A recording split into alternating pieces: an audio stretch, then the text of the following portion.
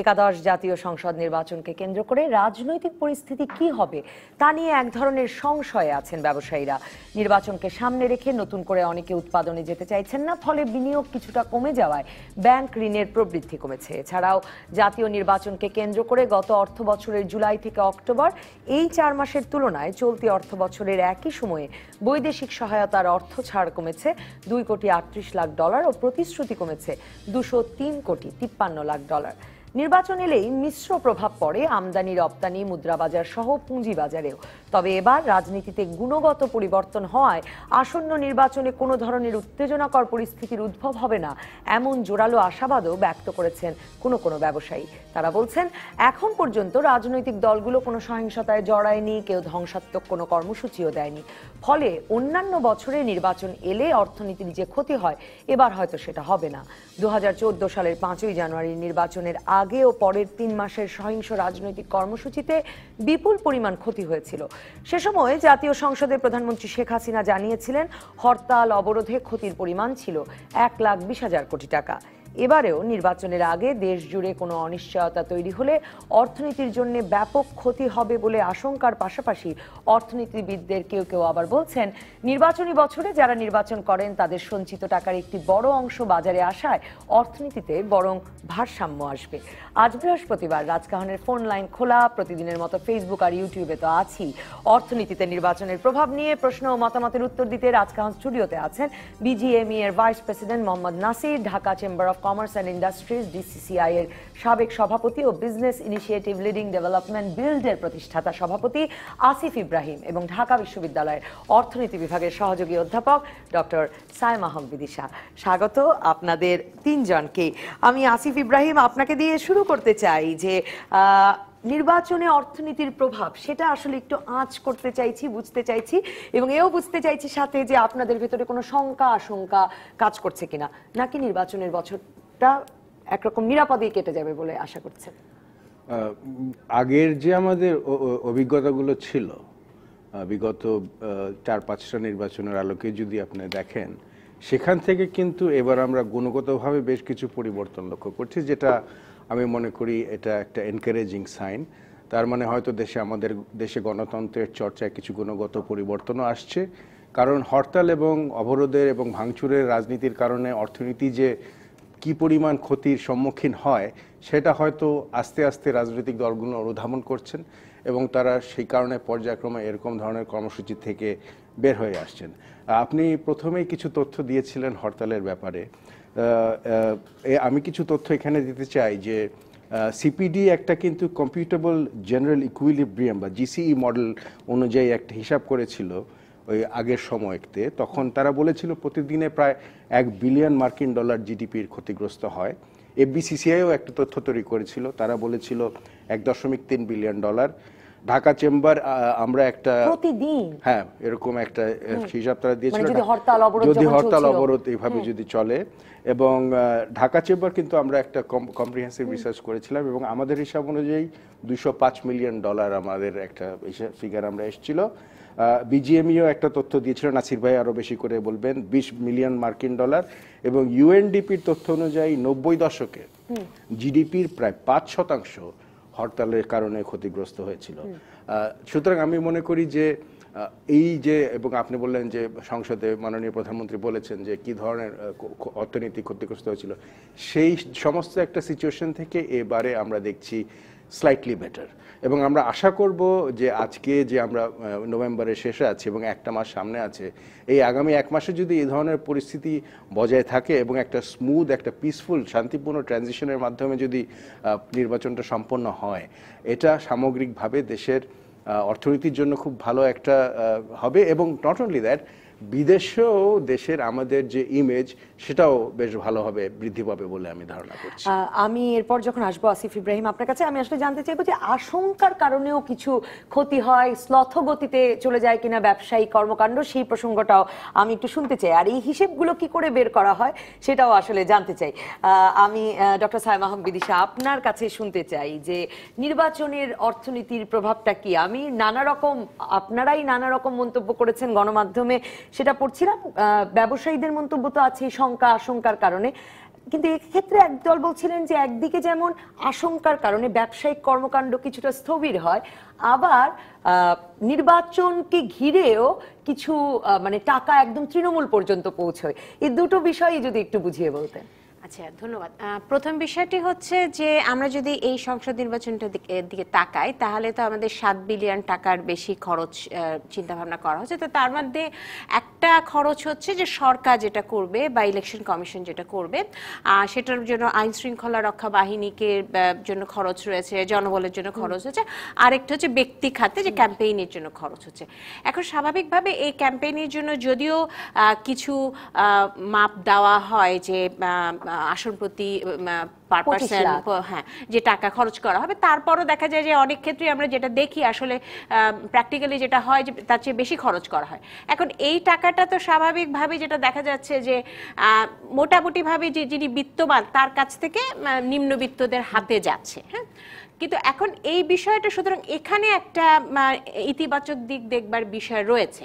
তবে আমি যেটাকে আরেকটু সার্বিকভাবে যেটা বলতে চাই যে অর্থনীতিতে এগুলো নিয়ে বিভিন্ন তত্ত্ব রয়েছে। তত্ত্বগুলো কখনো কখনো দেখা যায় এম্পিরিক্যাল এভিডেন্সের সাথে ম্যাচ করে, কখনো করে না। তো খুব মোটা দাগে যদি বলি, একটা বিষয় হচ্ছে যে অপরচুনিস্টিক থিওরি একটা আছে, সেটা যেটা বলে যে পলিটিক্যাল পার্টি, যে কোনো পলিটিক্যাল পার্টি যে ভোটকে সামনে রেখে বিভিন্ন প্রতিশ্রুতির মাধ্যমে ভোট যাতে পায় সে ধরনের কিছু প্রতিশ্রুতি দিয়ে থাকে। এটাকে আমি খুব খারাপভাবে, এবং সেটার কারণে অনেক ধরনের ব্যয় করে, সব সময় এটাকে আমি খারাপভাবে দেখার পক্ষপাতী না। কারণ যেমন আমি যদি সামাজিক নিরাপত্তা খাতে যদি ব্যয় বাড়াই, সেটা তো একটা পজিটিভ দিক, একটা আপামর জনসাধারণের জন্য। তবে এখন দেখবার বিষয় হচ্ছে যে এটার ক্ষেত্রে যদি এমন ধরনের বিষয় হয় যে এমন ধরনের প্রকল্পে ব্যয় করা হচ্ছে যেটা আসলে দেশের জন্য ভালো না, সেই বিষয়টা দেখবার বিষয় রয়েছে। এটা হচ্ছে এক ধরনের থিওরি। আরেকটা থিওরি যেটা, সেটা হচ্ছে বলা হয় যে মানে আরো অনেক ধরনের থিওরি আছে, কিন্তু মোটা দাগে যদি বলি, সেটা হচ্ছে যে বলে যে আমরা যদি কম্পোনেন্ট গুলো দেখি যে একটা দেশের বিভিন্ন ব্যয়ের কম্পোনেন্টগুলো, একটা হচ্ছে সরকারের কম্পোনেন্ট। সরকারের কম্পোনেন্টে স্বাভাবিকভাবে যেটা দেখা যায় যে সরকার বা পলিটিক্যাল পার্টি, হ্যাঁ, তারা কিন্তু খরচ বেশি করবে। সেটা খরচ বেশি করা মানে হচ্ছে যে সেটা কিন্তু একটা ডিমান্ড ক্রিয়েট করবে, হ্যাঁ, এটা একটা বিষয়। আবার অন্য দিক থেকে যদি আমরা দেখি, তাহলে ব্যক্তি খাতে কি ঘটতে পারে, ব্যক্তি খাতের মধ্যে এখন দুটো ভাবে দেখা যেতে পারে। একটা হচ্ছে যে কিছু কিছু দ্রব্য আছে যেই দ্রব্যের ক্ষেত্রে কিন্তু কনজাম্পশন বাড়বে, হ্যাঁ। আবার কিছু কিছু দ্রব্য আছে যে বিষয়টা হচ্ছে যে ব্যবসায়ীরা ওনারা ভালো বলতে পারেন যে কিছু কিছু ইররেজিস্টেবল ইনভেস্টমেন্ট রয়েছে, যে ইনভেস্টমেন্টগুলো হচ্ছে যে বড় ধরনের বিনিয়োগ, বড় ধরনের মূলধন যেগুলোর সাথে জড়িত, সেগুলোর ক্ষেত্রে যেটা একটা রেজিম চেঞ্জের ব্যাপার রয়েছে। এখানে সরকার পরিবর্তন, দলগত পরিবর্তন হতে পারে, আবার সেটা যদি নাও হয় আপনার আমলাতান্ত্রিক পরিবর্তন তো একটা হবে, হ্যাঁ। তো এই সব কিছুকে মাথায় রেখে একটা নীতির পরিবর্তন, অর্থাৎ আপনি এখন যে সেক্রেটারি সাহেবের সাথে কথা বলছেন, লিয়াজও করছেন, তিনি হয়তো এক ধরনের ব্যবসাকে গুরুত্ব দিচ্ছেন, আরেকজন আরেক ধরনের ব্যবসাকে গুরুত্ব দিচ্ছেন। তো স্বাভাবিকভাবে দেখা যায় সেই ধরনের বিনিয়োগের ক্ষেত্রে এক ধরনের স্লতগতি দেখা যায়। সুতরাং এই সবগুলো কম্পোনেন্টকে যদি আমি যোগ করি, তাহলে সার্বিকভাবে অর্থনীতিতে একটু মানে কিছুটা স্তীমিত হওয়ার একটা সম্ভাবনাটাই বেশি দেখা যায়। এবং সেটা তো বোধহয় একটা আন্তর্জাতিক ভাবেও নির্বাচনের বছরে একটু আমরা বাংলাদেশের যদি অন্যান্য নির্বাচনগুলো দেখি, তবে একটা বিষয় হচ্ছে অন্যান্য নির্বাচনে কিন্তু আমরা ইনভেস্টমেন্টের ক্ষেত্রে এবং অন্যান্য বিভিন্ন ইন্ডিকেটর, এক্সপোর্ট এবং রেমিটেন্সের ক্ষেত্রে যে ধরনের গতি প্রকৃতি দেখেছিলাম, একটা ভালো বিষয় হচ্ছে যে এবার কিন্তু আমরা অন্তত দেখতে পাচ্ছি যে এক্সপোর্টের ক্ষেত্রে, রেমিটেন্সের ক্ষেত্রে সে ধরনের কিন্তু নেতিবাচক কোনো প্রভাব দেখতে পাচ্ছি না। ব্যক্তি খাতে বিনিয়োগের ব্যাপারে সবসময় বেশ কয়েক বছর ধরেই সমস্যা রয়ে গেছে, এবং সেটা হয়তো ভিন্ন বিষয়, কিন্তু নির্বাচনকে কেন্দ্র করে ব্যক্তিগত বিনিয়োগে তেমন ধরনের স্লতগতি কিন্তু দেখা যায়। মোহাম্মদ নাসির, আমি আপনার কাছে জানতে চাই যে আমি পড়ছিলাম যে এই বছরের শুরু থেকেই ব্যবসায়ীরা এই যে বড় ধরনের বিনিয়োগ, মানে নানা রকম পরিসংখ্যান দিয়ে দেখছিলাম যে বা মানে উৎপাদনে যাওয়ার ক্ষেত্রে এক রকমের উদ্বেগ বোধ করছেন। কিন্তু আপনাদের তো একরকমের মানে যেরকম যেখানে যে অর্ডার দেওয়া সেটা তো দিয়েই যেতে হয়, সে কাজটা তো চালিয়ে যেতে হয়, যেটা আপনারা সবসময় হরতাল অবরোধের সময় উল্টো বলেন যে আপনাদের মানে সেই মানে অর্ডার পাঠাতে আপনাদের সমস্যা হচ্ছে। আসলে কি কোনো স্লথগতি হয় কিনা, যে এই ব্যবসা নাকি ব্যবসা অ্যাজ ইউজুয়ালি চলে? ধন্যবাদ আপনাকে। আমাদের রাজনীতিতে গতি প্রকৃতি পরিবর্তন হয়েছে। এখন রাজনীতিতে সুবাতাস বইছে এখন, যেটা আমরা সাধারণ মানুষ, ব্যবসায়ী সবাই আমরা যেটা কামনা করি। দীর্ঘ সময় ধরে বিজিএমইএ বিসিসিআই তো একটা ক্যাম্পেইনের মতো চালিয়েছে বোধহয় 1 দশকেরও বেশি সময় ধরে, হরতাল না অবরোধ না এই কথা বলতে বলতে। না, এটা হরতাল অবরোধ তো অর্থনীতির শত্রু, সেটার বিরুদ্ধে তো যারা ব্যবসায়ী সে তো বলতেই হবে। আপনার একদিনের যে ক্ষতির পরিসংখ্যানটা যেটা আসিফ ভাই দিলেন, সবচেয়ে বড় সমস্যা যেটা, যখন আপনার নির্বাচনটা ঘনিয়ে আসে তখন বায়াররা কিন্তু অর্ডারটা কমায় দেয়। তখন তারা মনে করে এই যে নির্বাচন আসতেছে বাংলাদেশে ওই অর্ডারটা কিন্তু এক্সপোর্ট করতে প্রবলেম হবে, তারা এটা চিন্তা করতেছিল। এই যে আমি বললাম প্রথমে গতি প্রকৃতি যে পরিবর্তন হচ্ছে, এটা আমাদের বায়ারদের মেন্টালিটি চেঞ্জ হচ্ছে। তারাও এখনো বিশ্বাস করতে পারছে না বাংলাদেশে ইলেকশন ডিসেম্বরে, এখনো এভরিথিং স্টেবল, এভরিথিং নর্মালি চলতেছে।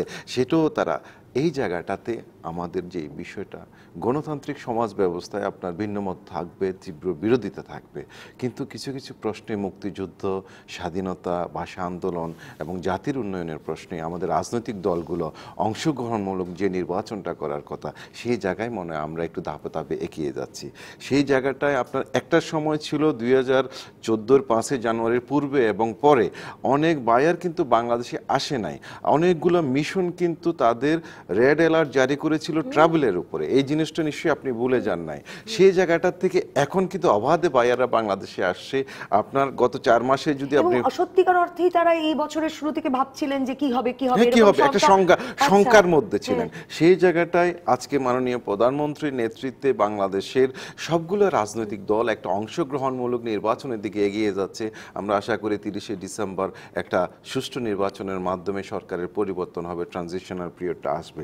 সেই জায়গাটায় আমাদের যে জিনিসটা আমাদের ফোকাস করতে হবে, সে আমাদের ফরেন ইনভেস্টর যারা, আমাদের বায়ার যারা, তারা এখনো শঙ্কা করে যে হয়তো বা কোনো প্রবলেম হতে পারে কিনা, কিন্তু আমরা দেখছি না, আশা করছি না এরকম কোনো কিছু হবে।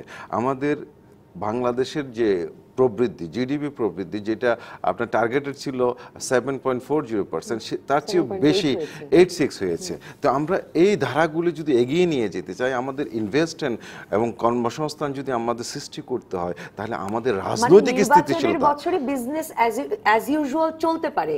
এই আন্তর্জাতিক ইমেজের কথাই বোধহয় আসিফ ইব্রাহিমও বলছিলেন, আমি আসবো আপনার কাছে, কিন্তু মানে এটা একটা খুব গুরুত্বপূর্ণ একটা ফ্যাক্টর, অনেক বেশি গুরুত্বপূর্ণ। এটা একটা দেশের ইমেজের জন্য অনেক গুরুত্বপূর্ণ যে নির্বাচনটা এত স্মুথলি হয়ে যাবে এবং কোনো সমস্যা ছাড়াই, বিশেষ করে বাংলাদেশের মতো একটা কান্ট্রিতে কোনো পেট্রোল বোমা নাই, কোনো অগ্নিসংযোগ নাই, কোনো মারামারি না, অবরোধ হরতাল ছাড়া হয়ে যাবে। এটা আমাদের জন্য অনেক বেশি বড় পাওনা। একটা বিরতিতে যাই, বিরতির পর আসিফ ইব্রাহিম আপনার কাছে ফিরবো যে তারপরেও কোনো স্থলগতি, মানে এই যে বায়ারদের আশঙ্কা, ব্যবসায়ীদের নিজেদের আশঙ্কা, এই সব মিলিয়ে স্থলগতি এলো কিনা, এবং আসলে কি নির্বাচনের বছরে দেশে বিদেশে বিজনেস অ্যাজ ইউজুয়াল চলতে পারে কিনা, আমি ডক্টর সাইমা হক বিদিশা আপনার কাছে শুনবো একটা বিরতির পর।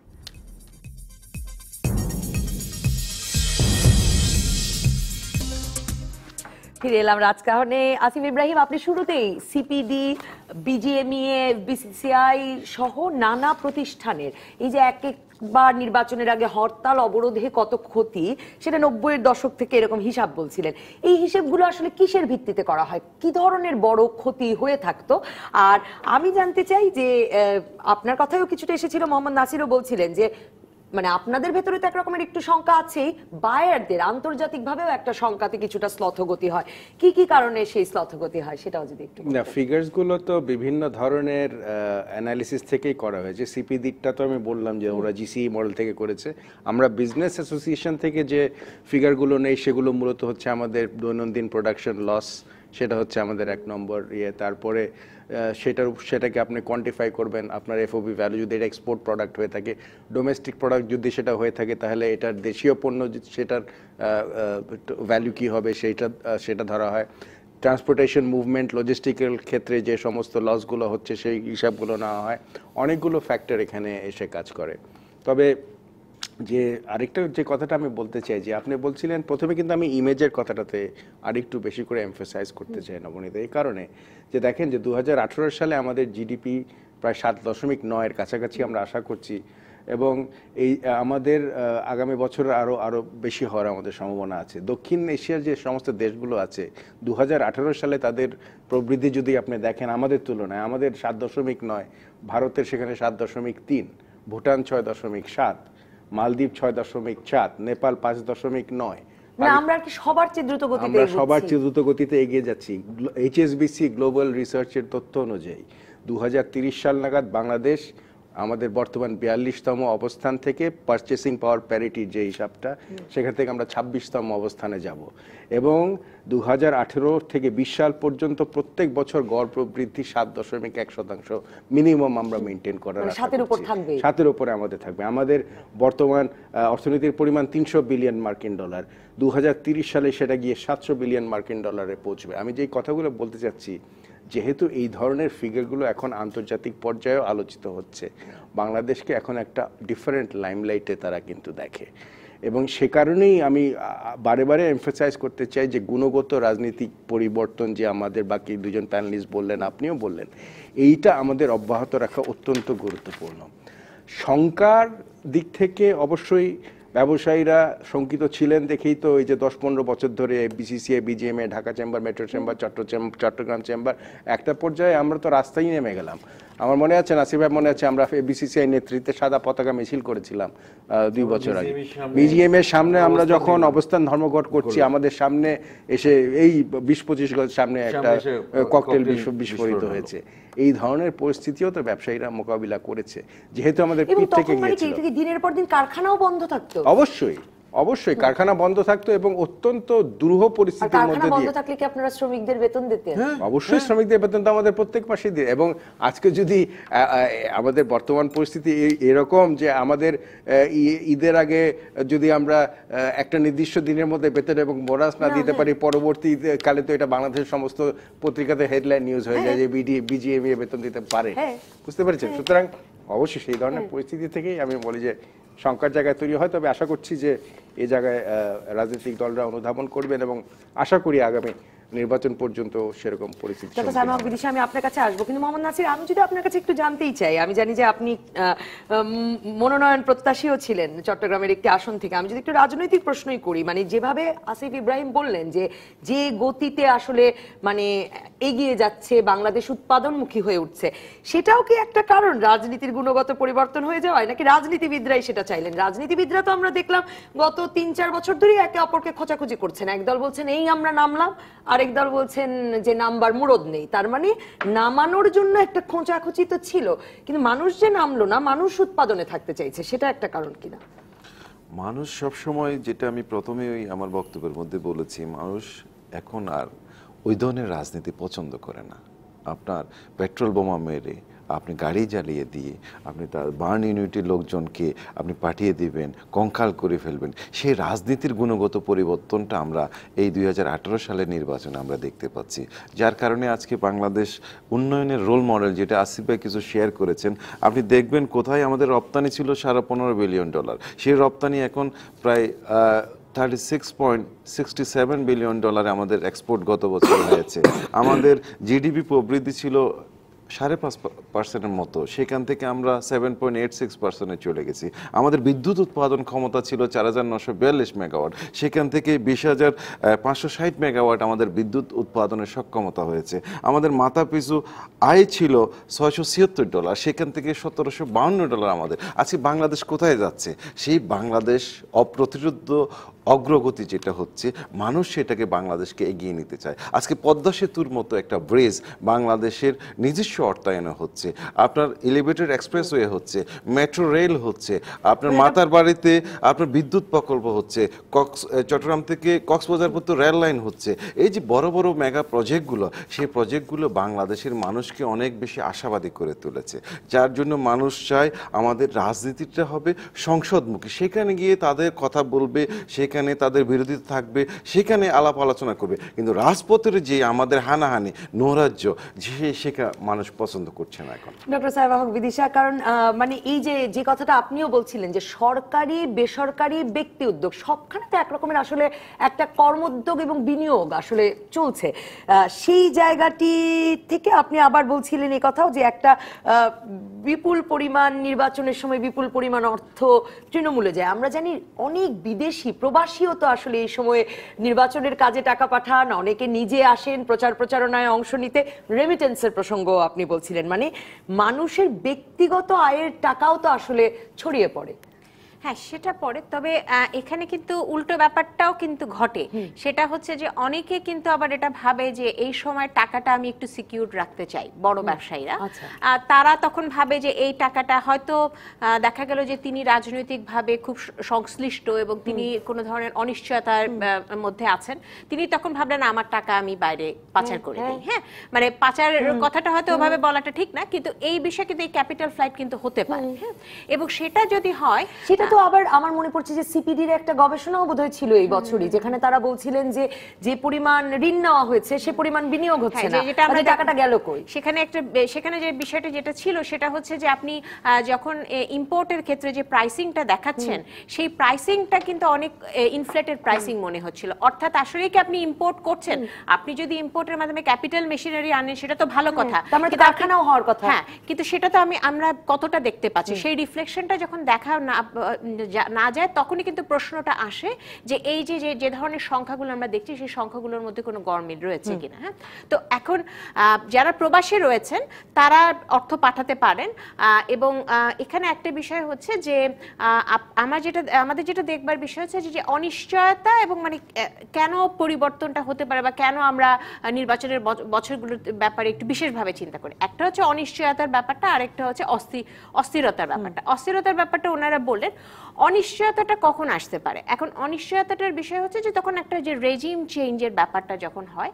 এখন আমরা যদি একটু দেখি যে মোটা দাগে যদি আমরা দেখি তাহলে কিন্তু আমাদের মোটামুটিভাবে আমাদের বড় রাজনৈতিক দলগুলো সবাই কিন্তু মোটামুটিভাবে মুক্ত বাজার অর্থনীতির প্রথাতেই বিশ্বাস করছেন। হ্যাঁ, তো তার ফলে যেটা দেখা যাচ্ছে যে খুব বড় বড় ইন্ডিকেটরগুলোর দিকে যদি আপনি দেখান, খুব বড় বড় ইন্ডিকেটরগুলোর লক্ষ্যগুলোর দিকে যদি আপনি তাকান, তাহলে কিন্তু খুব বড় ধরনের কিন্তু পরিবর্তন লক্ষ্য করার কথা নয়। এবং ইস্তেহারগুলোতে এখন আমরা জানি না, কিন্তু তারপরে যেটা মনে করা যেতে পারে যে সেখানে হচ্ছে যে কিছু কিছু বিষয় শিক্ষা, স্বাস্থ্য, জিডিপির প্রবৃদ্ধি, পভার্টি রিডাকশন, এই বিষয়গুলো গুরুত্ব পাবে। হ্যাঁ, কোনো দলের ক্ষেত্রে হয়তো যেটা থাকবে তারা হয়তো কোনো একটা বিষয়কে গুরুত্ব দিবেন, আরেকটা দল হয়তো আরেকটি বিষয়কে গুরুত্ব দিবেন। সুতরাং এই যে জিনিসটা যত দেখা যাবে যে সিমেট্রিক হবে, যে দেশের বড় বড় বিষয়গুলোকে, উন্নয়নের বড় বড় বিষয়গুলো, উন্নয়নের চ্যালেঞ্জগুলো যেগুলো রয়েছে সেই চ্যালেঞ্জগুলোকে অ্যাকনলেজ করে যখন ইস্তেহারগুলোতে রিফ্লেকশন হবে এবং সেই জিনিসটা যদি আমরা প্রকৃতপক্ষে বাজারে দেখতে পাই পরবর্তীতে, তখন কিন্তু আমাদের অস্থিরতাটা কমে আসবে। ইশতেহারের প্রত্যাশাটা নিয়েও আলাপ করতে চাই, কিন্তু আসিফ ইব্রাহিম, এই অভিযোগটা বা এই রকম খবরও কিন্তু আমরা এই বছরের শুরু থেকেই দেখছিলাম যে এই যে নির্বাচনের বছরে আসলে অর্থ পাচার বেড়ে গেছে কিনা, এই বিষয়টিও এই মানে আসলে অর্থনীতির অনেক টাকা মানে চলে যায় কিনা এরকম সময়গুলো। ক্যাপিটাল ফ্লাইট সম্পর্কে বিজনেস কমিউনিটি থেকে আমাদের ক্লিয়ারলি আমরা বলে থাকি যে ক্যাপিটাল ফ্লাইটের জন্য কিন্তু বিজনেস কমিউনিটিকে সামগ্রিকভাবে দোষারোপ করাটা ঠিক না। কারণ আপনি যেটা বললেন, আমাদের কিন্তু এবছরে ক্যাপিটাল মেশিনারি ইম্পোর্ট বেড়েছে এবং তৈরি পোশাক শিল্পে আমাদের ওই একটা ইনিশিয়াল একটা মন্দা ছিল, কিন্তু আমরা ঘুরে দাঁড়িয়েছি এবং ঘুরে দাঁড়ানোর কারণে কিন্তু আমাদের তৈরি পোশাক রপ্তানিও বেড়েছে, সামগ্রিকভাবে রপ্তানি বেড়েছে অন্যান্য সেক্টরেও, এবং সেবা খাতেও কিন্তু আমাদের যে টোটাল গ্রোথ সেটাও বেড়েছে। সুতরাং ঢালাওভাবে এটা বলাটা ঠিক না যে ক্যাপিটাল ফ্লাইট এর কারণে শুধুমাত্র ব্যবসায়ীরাই দোষী। সামগ্রিকভাবে ইনভেস্টমেন্টের দিকটাই আমার মনে হয় সামনে এগিয়ে নিয়ে আসা উচিত, এবং ক্যাপিটাল ফ্লাইটটা সব দেশেই ক্যাপিটাল ফ্লাইট হয়। নির্বাচনের জন্য যে ব্যবসায়ীরাই করুক বা অব্যবসায়ীরাই করুক, এই সময়টায় বাড়ে কিনা, এই সময় ন্যাচারালি যেহেতু একটা শঙ্কার পরিস্থিতি থাকে, সে কারণে হয়তো অনেকে, উনি যেটা বললেন যে সিকিউর থাকার জন্য অনেকে হয়তো এই কাজটা করে থাকেন। তবে এই দুটোকে একসঙ্গে একটা সিমিলার একটা ইকুয়েশনে নিয়ে আসা ঠিক হবে না বলে আমি মনে করি। মোহাম্মদ নাসির, আপনার কাছে এই প্রশ্নের উত্তরও একটু জানতে চাই, আর তার সঙ্গে এটাও জানতে চাই যে আবার এই সময়ে একটা অন্যরকম কাজেরও তো, মানে ধরুন নির্বাচনী জনসভায় যোগ দেওয়া, নির্বাচনী মিছিলে যোগ দেওয়া, প্রচারণায় যোগ দেওয়া, সে সময় অনেক সময় অনেকে বলেন যে বিশেষ করে যে কলকারখানার এরিয়া যেগুলো গাজীপুর, আশুলিয়া, সেসব জায়গায় অনেক সময় শ্রমিকরা মানে কারখানায় কাজ করে যত টাকা রোজগার করবেন তার চেয়ে অনেক সময় বাইরে তাদের আকর্ষণ বেশি থাকে, সেরকম সংকটও কি হয়? বাংলাদেশের দুটো ঈদ আর 5 বছর পরে যখন এই নির্বাচনটা হয়, জাতীয় নির্বাচন, এটা একটা অনেক বড় উৎসবের মতো কাজ করে। তখন এই যে মালিক শ্রমিক বলে কথা নাই এখানে, যে আপনি বললেন আমি একজন প্রার্থী ছিলাম, আমিও গত 1.5 বছর আমার এলাকায় আমি ঘুরে ঘুরে করেছি, আমি এখনো যাব ভোট চাইবো।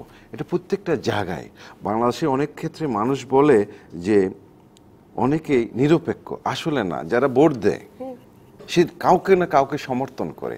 সেই জায়গাটায় যখন নির্বাচন আসে তখন সবাই কিন্তু যার যার যেখানে ভোটার সেখানে চলে যায়, ভোট দেয়, চেষ্টা করে, উদ্বুদ্ধ করে, তার দলের পক্ষে উদ্বুদ্ধ করার জন্য চেষ্টা করে। আর যেটা বলছেন কিছু কিছু ক্ষেত্রে, সব জায়গায় না, শ্রমিকদের মধ্যে অনেকে ছুটি নেয়, অনেকে এমনিও চলে যায়, যে তার কোনো আত্মীয় হয়তো পলিটিক্যালি কানেক্টেড আছে, এরকম লোকগুলো কিন্তু গ্রামে চলে যায়, বা শহরে যদি থাকে সেখানে চলে যায়। ডে অ্যান্ড নাইট কিন্তু তারা কাজ করে, সেখানে স্লোগান ধরে, সেখানে ওই প্রার্থীর পক্ষে কাজ করে। উৎসব মুখর পরিবেশ, যেটা আমরা সামনের দিনগুলোতে 10-11 তারিখ যখন বাছাই প্রক্রিয়া শেষ হবে, উজ্জ্বল শেষ হবে, তখন কিন্তু আমরা দেখতে পাবো সারা বাংলাদেশে একটা অন্যরকম একটা আমেজ সৃষ্টি হবে। ওই মাসটাতে সবাই নির্বাচন নিয়ে ব্যস্ত থাকতে চান। একজন দর্শক আছেন ফোনে। দর্শক, আপনার নাম বলে প্রশ্ন করুন বা মতামত দিন। আমি মোহাম্মদ আজিজুর রহমান, ঠাকুরগাঁও বালিয়ারাঙ্গি উপজেলা থেকে বলছি। বলুন প্লিজ।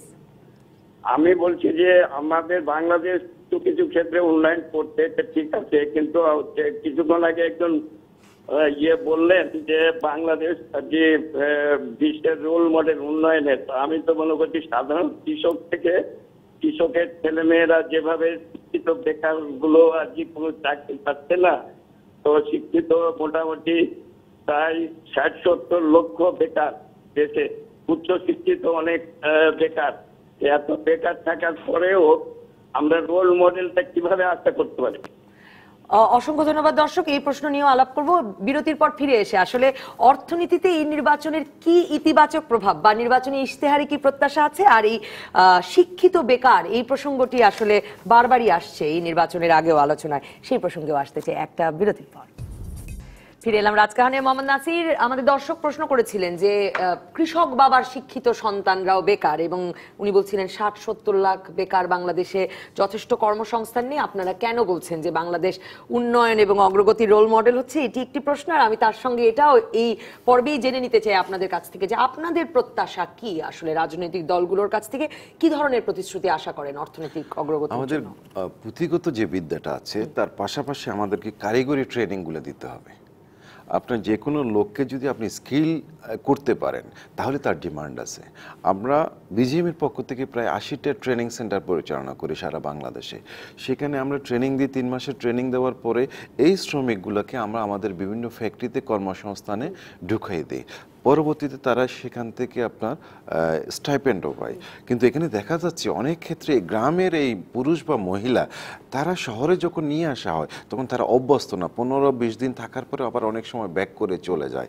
আপনার এই ট্রেনিংগুলো কাজে লাগানোর জন্য, এবং গ্রামের যে প্রশ্নকর্তা যে প্রশ্নটা করলেন, প্রতিটা লোককে তো আপনি অফিসার হিসেবে চাকরি দিতে পারবেন না। যার যে যোগ্যতা আছে, যার যে ট্রেনিং আছে। আমি যদি আমার ছেলেকে মাস্টার্স পাস করিয়ে ফেলি, আমার তো প্রত্যাশা থাকবে সে কারখানার শ্রমিক হবে না, সে অফিসে কাজ করবে না। ওই সব লোকরে তো আপনি অফিসার হিসেবে চাকরি দিতে পারবেন না। আপনার এখানে প্রতি বছর প্রায় 20 লক্ষ লোক কর্মজগতে প্রবেশ করে। আমাদের এখন যে চ্যালেঞ্জগুলো হচ্ছে, আজকে 100টার মতো ইকোনমিক জোন হচ্ছে। এই জোনগুলো যখন হবে, বিদেশি ইনভেস্টমেন্ট হবে, দেশি ইনভেস্টমেন্ট হবে, সেখানে অনেকগুলো ফ্যাক্টরি হবে, কর্মসংস্থান হবে, অনেক লোক কিন্তু সেখানে চাকরি পাবে। সেই লক্ষ্য নিয়ে কিন্তু সরকার কাজ করছে। তারপরে পাশাপাশি আমাদের গ্যাসের একটা বড় সমস্যা ছিল। আপনি জানেন অলরেডি কিন্তু আমাদের এলএনজির মাধ্যমে টার্মিনাল করা হয়েছে, এলএনজির, এবং জাহাজও আসছে।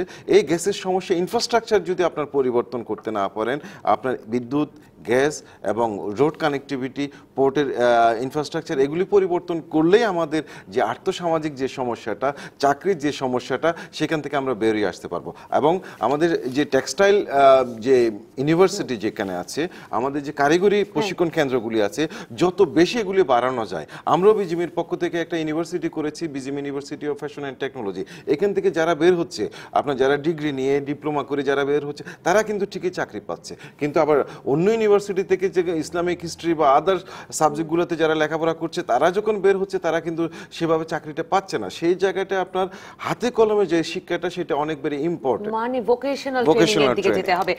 ডক্টর সাইমা আহমেদ দিশা, আপনার কি প্রত্যাশা? আপনি বলছিলেন যে আমাদের রাজনৈতিক দলগুলোর অর্থনৈতিক ব্যবস্থায় যে বিশ্বাস, সেটাতে সকলেই মুক্তবাজার অর্থনীতিতেই বিশ্বাস করেন, কিন্তু কি ধরনের প্রতিশ্রুতি আপনি আশা করেন রাজনৈতিক দলগুলোর কাছ থেকে? এখন যদি আমরা আমাদের চ্যালেঞ্জগুলোকে দেখি, তাহলে একটা চ্যালেঞ্জের কথা যেটা আমাদের দর্শক জিজ্ঞেস করছিলেন, সেটা হচ্ছে কর্মসংস্থানের চ্যালেঞ্জ। এটা একটা বিশাল বড় চ্যালেঞ্জ, কারণ জিডিপির প্রবৃদ্ধিটা যদি সাধারণ মানুষের নাগালের মধ্যে না যায়, তাহলে কিন্তু আসলে এই জিডিপির প্রবৃদ্ধি গুণগত মান ব্যাপারটাই কিন্তু গুরুত্বপূর্ণ। এমনকি সরকারও স্বীকার করেন যে বৈষম্যটা আবার বাড়ছে, এবং সেটার সাথে সাথে বৈষম্যটা আছে, এবং বৈষম্যের জন্য তো ট্যাক্সেশন পলিসি এবং অন্যান্য বিষয়গুলো রয়েছে। সুতরাং একটা হচ্ছে বৈষম্যের ব্যাপারটা আমি বলবো, আরেকটা হচ্ছে কর্মসংস্থানের বিষয়টি বলবো।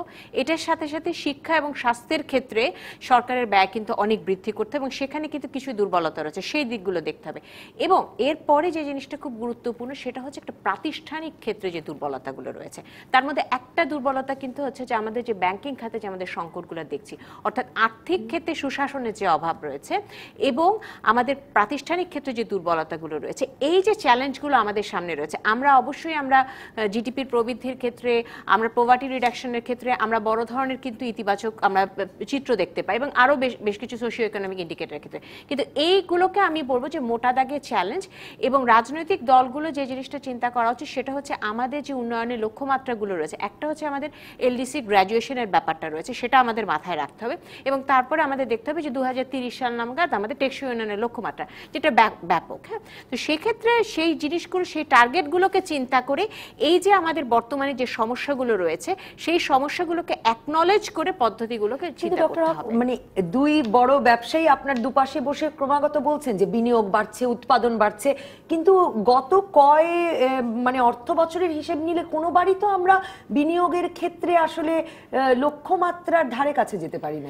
ব্যক্তি খাতে বিনিয়োগের ব্যাপারটা একটা জিনিস আমি বলবো যে ওনারা খুব ইতিবাচক ভঙ্গিতে জিনিসটা দেখছেন, কারণ এক্সপোর্টের ক্ষেত্রে কিন্তু আমরা প্রবৃদ্ধিটা যেটা, সেই প্রবৃদ্ধির ক্ষেত্রে কিন্তু আমরা মোটামুটি ভাবে একটা প্রবৃদ্ধি আমাদের বজায় রয়েছে। কিন্তু আমাদের যে জিনিসটা আসলে চিন্তা করতে হবে, আমাদের উন্নয়নের লক্ষ্যমাত্রা, আমি যদি এসডিজির কথা চিন্তা করি, যেহেতু এটা ইন্টারন্যাশনালি অ্যাকসেপ্টেড, সেটা লক্ষ্যমাত্রাটা পূরণ করবার জন্য আমাদের সেলফ ফাইন্যান্সিং এর উপরে ডিপেন্ড করতে হবে, এবং সেক্ষেত্রে কিন্তু ব্যক্তি খাতে বিনিয়োগটা খুব গুরুত্বপূর্ণ। এবং ব্যক্তি খাতে বিনিয়োগটা কিন্তু আরো গুরুত্বপূর্ণ যখন আমরা কর্মসংস্থানের কথা চিন্তা করি।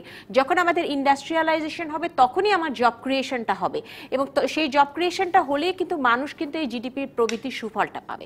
সুতরাং এই জিনিসগুলো কিন্তু আসলে দেখবার বিষয় রয়েছে। ওনারা যেটা বললেন, ওনারা হয়তো যে বিষয়টি বললেন সেটা ইতিবাচক কিছু বিষয় অবশ্যই আমাদের হয়েছে, হ্যাঁ, কিন্তু আমাদের যে জিনিসটা দেখবার বিষয় যে উন্নয়ন লক্ষ্যমাত্রার দিকে তাকালে আমাদের কিন্তু আরো অনেক দূর আগিয়ে যাওয়া রয়েছে। আসিফ ইব্রাহিম, মানে আপনাদেরকেও তো অনেক দায়িত্ব নিতে হবে, বিনিয়োগ কেন বাড়ছে না সেই প্রসঙ্গেও যদি একটু বলেন। আর আমি এর সঙ্গে এটাও জানতে চাই যে কি আশা আপনি করেন, প্রত্যাশা কি? প্রত্যাশা হচ্ছে অর্থনীতির স্বার্থে রাজনীতি বড় দাগে, এর নিচে অনেক কিছুই চলে আসে। কয়েকটা জায়গায় কাজ করতে হবে। বিনিয়োগ বাড়ছে, অবকাঠামো আস্তে আস্তে আমরা এগিয়ে যাচ্ছি, বিদ্যুতের কথা বলা হয়েছে, বিভিন্ন ধরনের ব্রিজ, টানেলস, এগুলোর কথা বলা হচ্ছে। ভবিষ্যতে আন্তর্জাতিক এয়ারপোর্টও হবে। সংযুক্তির ক্ষেত্রে রিজিওনাল কানেক্টিভিটির ব্যাপারে বেশ কিছু বিসিআইএম, বিমস্টেক, এগুলো জায়গা নিয়েও আমাদের কাজ আগাচ্ছে। ASEAN প্লাস করার জন্য আমরা চেষ্টা চালাচ্ছি, সব দিকেই আমরা কাজ করছি। কাজ যে জায়গায় করতে হবে সেটা হচ্ছে প্রত্যেকটা রাজনৈতিক দল যখন ক্ষমতায় আসবে, যারাই থাকে, আমাদের কিন্তু এখনো প্রশাসনিক একটা বিশাল একটা দুর্বলতা রয়ে গেছে, যে কারণে is of doing business indicator যেটা আছে বিশ্ব ব্যাংকের, সেখানে কিন্তু কোনো কারণে যেন আমরা এগোতে পারছি না। এবং আমার দর্শক রেজাউল করিম স্বপন লিখছেন যে জনগণ প্রতিষ্ঠানের কোনো সেবা পায় মানে ঘুষ ছাড়া। নাবিদ এই একই কথা লিখছেন যে ঘুষ বন্ধ করলে এই দেশ অটোমেটিক্যালি ইকোনমিক্যালি সলভেন্ট হয়ে যায়। এক্স্যাক্টলি। সো কারাপশন এখনো একটা দুর্নীতি, এখনো একটা বিশাল একটা ব্যাপার, এবং রেগুলেটরি রিফর্ম এবং ইজ অফ ডুইং বিজনেস, এই সমস্ত জায়গাগুলোতে প্রচুর পরিমাণ সংস্কারের আমাদের প্রয়োজন আছে। সংস্কারের ক্ষেত্রে যেহেতু আমি ব্যক্তিগত অভিজ্ঞতা থেকে বলতে পারি, বিল্ড নিয়ে যখন আমরা কাজ শুরু করলাম এবং মাননীয় প্রধানমন্ত্রীর অফিসে private sector development policy coordination committee যেটা করা হলো, 8টা বছরে আমরা প্রায় 12-14টা মিটিং করেছি এবং প্রাইভেট সেক্টরের পক্ষ থেকে তথ্যভিত্তিক 400-র বেশি রিফর্ম প্রপোজাল আমরা জমা দিয়েছি।